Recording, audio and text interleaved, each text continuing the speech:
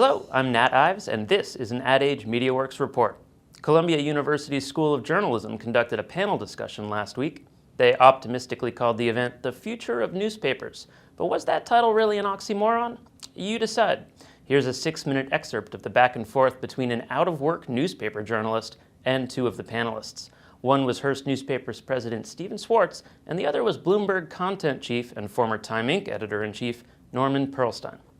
Hi, I graduated from the J School in '06 and went to work for the Charlotte Observer for 2 years, took a buyout over the summer, and after that have seen 2 more rounds of buyouts, and then this new news yesterday where another 1,600 McClatchy cuts are coming down the line. But what I've really been struck by, and it's what the first 2 questions were about, so you've got fewer and fewer reporters in the newsroom expected to do more and more. Not only are they supposed to handle their print beats that they've traditionally always done, but they're now becoming video reporters. They're supposed to be blogging. And I agree with you, I love my job, but there's only, I was regularly working 50 to 80 hours a week on a $33,000 salary with $60,000 of debt from J School. I loved it, but come on.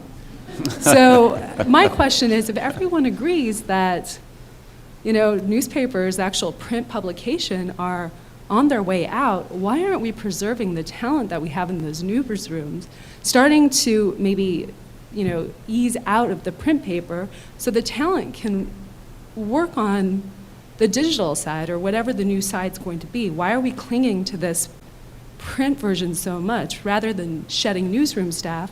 Why aren't we cutting a 7-day paper down to 5 days? I spoke to Gary Pruitt last night, the chief executive of McClatchy. As he pointed out, these cuts were painful for him, and I could hear it in his voice.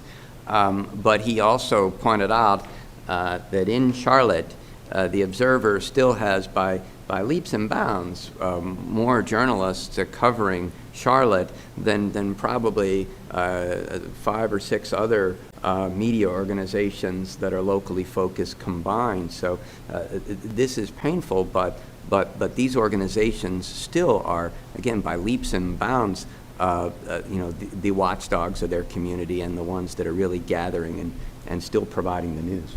Well, just one more follow-up to that. Yeah, that may be true, but Charlotte was, going specific here, was a paper that put a lot of emphasis in the bureaus. And what they've done is completely slash bureaus. It's the only paper that covers those areas. There's no one watching the schools anymore.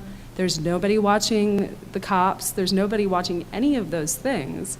And so, yeah, maybe in Charlotte, but when it's a paper that built itself on a larger regional side, now they've completely stripped that away and have done arguably what you said they shouldn't or they couldn't have done. Your specific point, which is a very good one, about the bureaus that the Observer had, and I don't know the Charlotte situation, but what may need to happen is that wasn't the most economical way to cover those areas, and obviously the Observer wouldn't have closed them if they felt they were making money.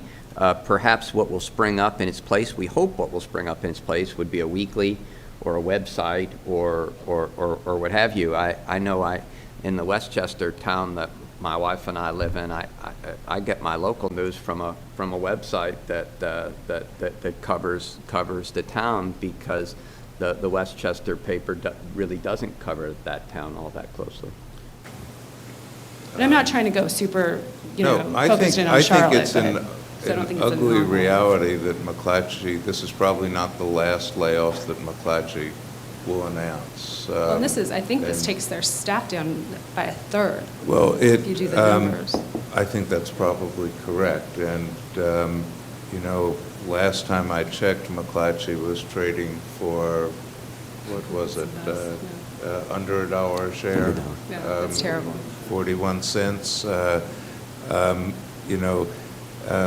Gary Pruitt is no Sam Zell. I mean, he's someone who cares a great deal about what he's doing, and he's got a hand that I think it's going to be very tough for him to change. And I don't think getting rid of the print product solves his problem. I think that these are structural changes that are going to be very tough to address, and that it's it's going to be incumbent on people to have to frankly look elsewhere for jobs. You know, we're going through a kind of structural change where a lot of the jobs that all of us look forward to doing just are not going to be around. And I think, you know, you're just caught in that period where the things that you were trained to do and were looking forward to do are not going to be available. And that's it for this MediaWorks report. I'm Nat Ives at Advertising Age in New York.